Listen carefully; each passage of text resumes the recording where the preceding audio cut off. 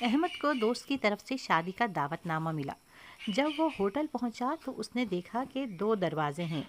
ایک دروازے پر لکھا تھا دلہن کے رشتہ دار اور دوسرے دروازے پر لکھا تھا دولہا کے رشتہ دار۔ اسے ہنسی آئی اور وہ کیونکہ دولہا کی طرف سے تھا اس لیے وہ دولہا کے رشتہ دار والے دروازے سے اندر داخل ہو گیا۔ آگے اسے پھر 2 دروازے نظر آئے۔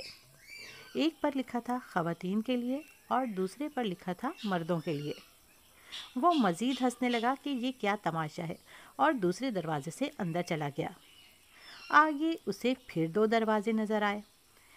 ایک دروازے پر لکھا تھا وہ لوگ جو تحفہ لے کر آئے ہیں اور دوسرے دروازے پر لکھا تھا وہ لوگ جو بغیر تحفے کے آئے ہیں۔